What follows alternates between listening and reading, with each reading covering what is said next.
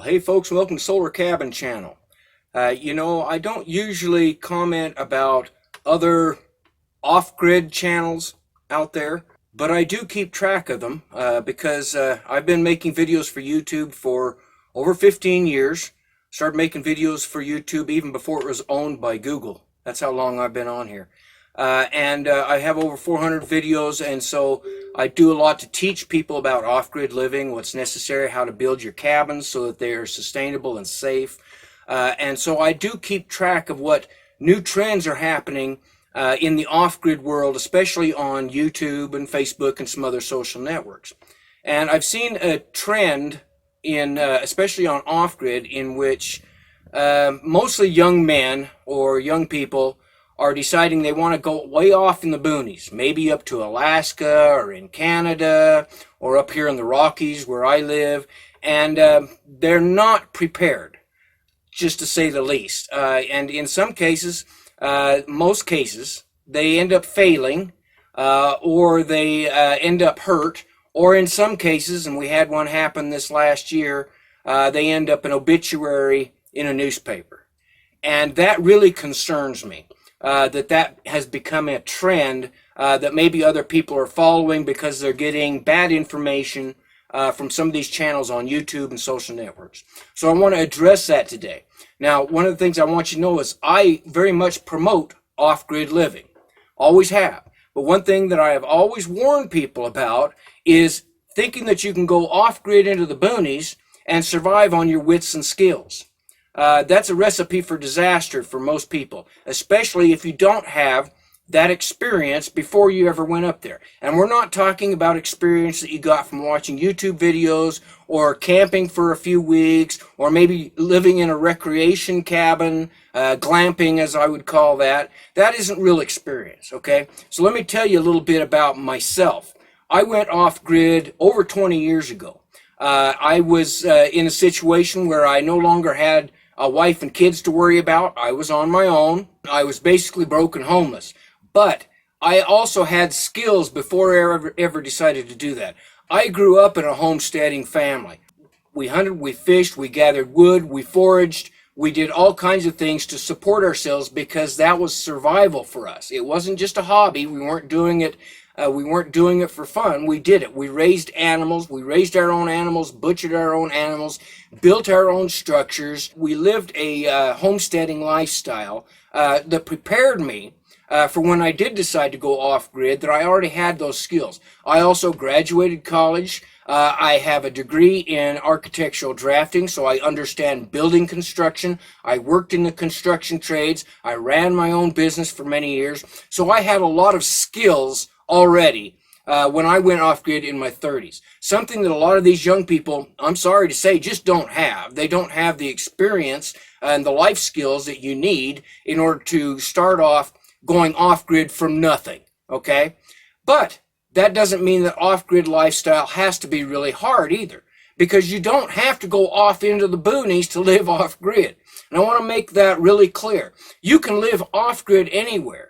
With today's systems that are available out there, you can live off-grid in the city if you want. It's all a matter of using the correct appliances and using the systems that off-gridders use so that we reduce our power needs, reduce our consumption to a point where we can be sustainable. And one of the biggest problems that people don't really consider is the sun doesn't shine very much in winter most places. If you're not getting enough sunshine in winter, your systems that you've set up are going to fail if you don't have the right appliances and you haven't set up your system and your house to be sustainable in very cold or very hot climates. And I want to point that out. I see people also trying to go off-grid in very hot climates, going down to Arizona and other places in the desert, thinking they're going to survive down there going off-grid. Well, heat is just as much a problem as it is cold in Alaska. Heat is also going to cause a lot of stress. You're going to need a big air conditioning system. You're probably going to need a lot more water. Water is hard to come by in the desert, folks. It may not even be possible to get water in the desert. So you're going to have to come up with systems to address all of that. Now, what I really want to advise people, because I promote off-grid living.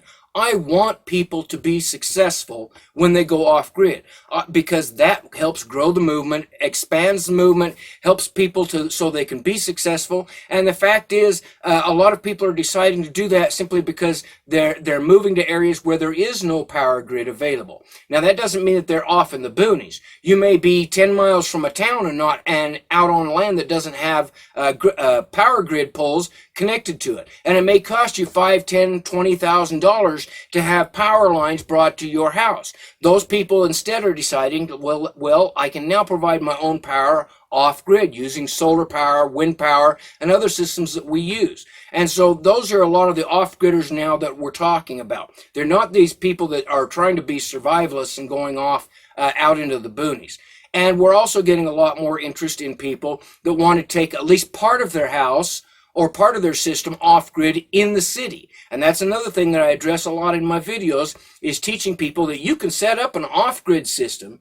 It doesn't even have to be on your roof, and it doesn't have to be a large, expensive system. You can set up an off-grid system anywhere. You can set it up even in the city to take a portion, a large portion or a small portion of your power run for your appliances, and run those off-grid, and that system can be used for an emergency backup system if the grid goes down.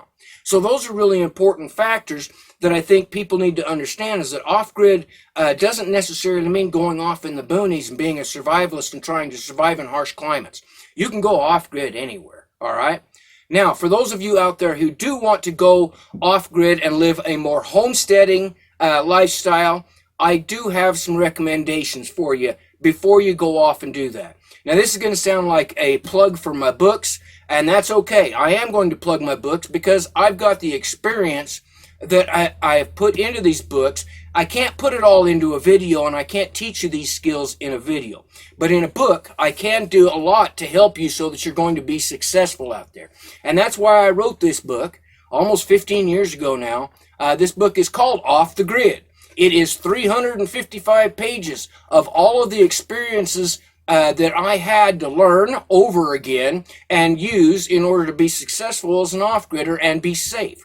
That's all in here. And it's going to be everything in here, from how to build your cabins, how to install solar power, how to install a water system, a septic system, all kinds of projects that I used off-grid here to be sustainable that didn't use any power. A lot of them are passive solar projects and things like that. And also some things like how to start a business when you're off-grid, so you have some income coming in to pay for the things that you're not going to be able to produce on your off-grid homesteads. And that's real important, folks. If anybody thinks that you're going to be out in the boonies and do a homestead lifestyle and be 100% sustainable and not need money, you're crazy. It ain't going to happen. Not in today's modern society. You're still going to need health care, and doctors aren't going to accept a chicken in place of you paying for health care. You're still probably going to be paying property taxes. You're probably still going to need a vehicle that needs registration, license, and insurance.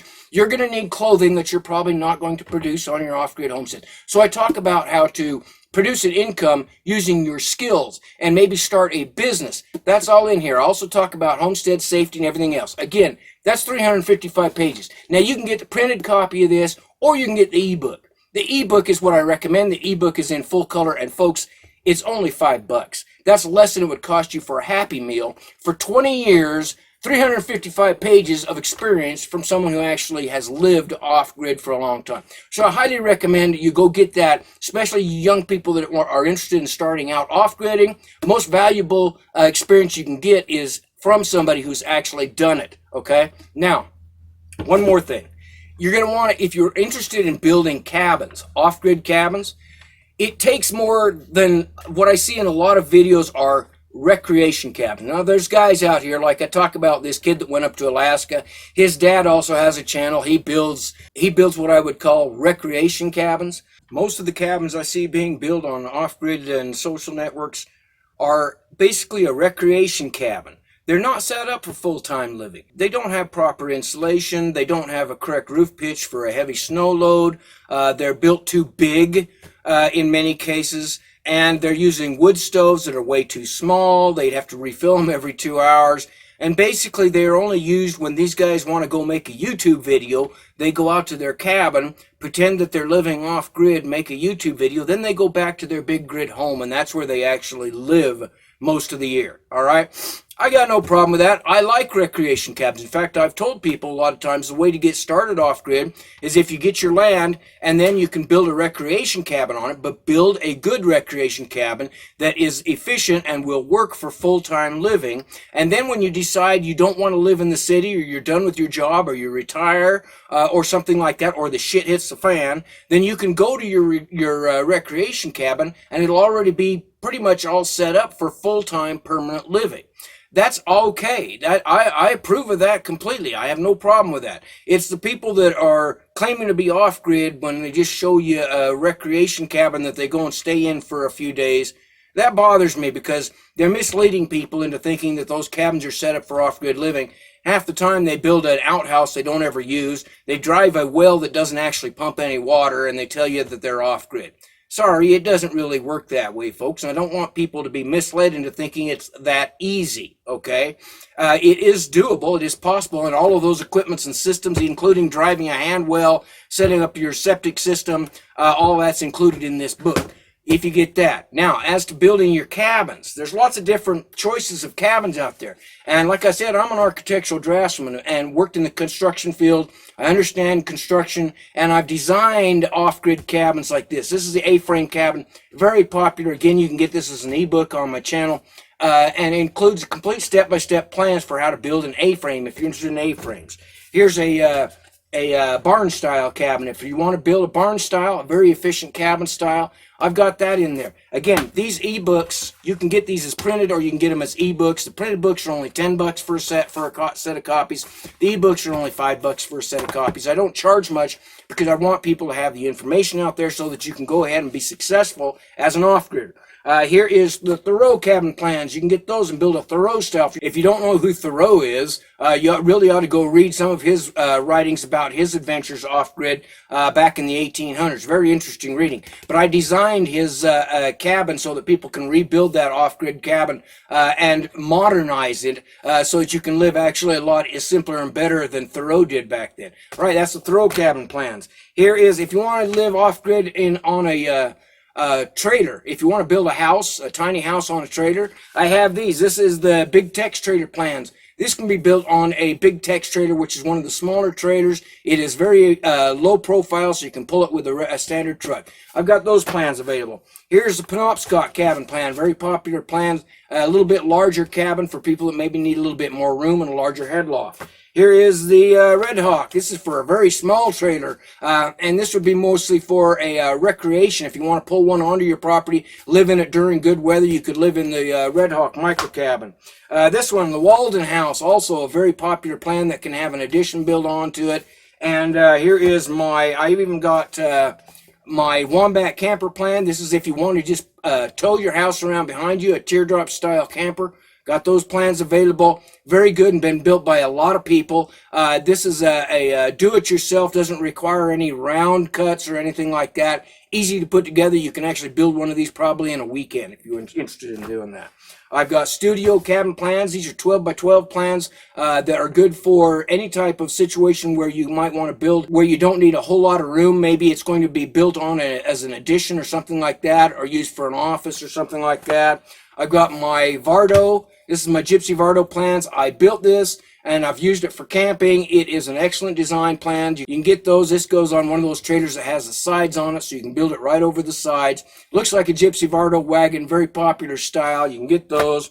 And you know, I've also got these if you want to get them in, if you want to get the entire set of plans, you can get them in a hard copy on Amazon.